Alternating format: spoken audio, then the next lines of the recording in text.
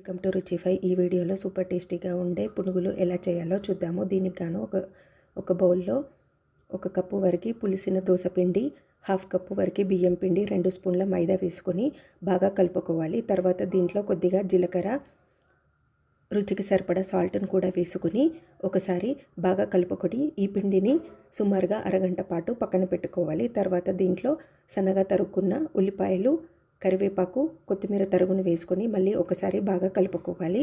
ఇప్పుడు స్టవ్ పైన కడాయి పెట్టుకొని ఆయిల్ బాగా వేడైన తర్వాత కలిపి పెట్టుకున్న పిండిని చిన్న చిన్నగా పునుగుల్లాగా వేసుకొని కలుపుకుంటూ అన్ని వైపులా ఎర్రగా వేయించుకున్నట్లయితే పైన క్రిస్పీగా లోపల సాఫ్ట్గా ఉండే సూపర్ టేస్టీ దోసపిండితో పునుగులు అనేవి రెడీ అవుతాయి. వీటిని మీకు నచ్చిన చట్నీలతో వేడివేడిగా సర్వ్ చేసుకుంటే ఈవినింగ్ స్నాక్కి చాలా బాగుంటాయి.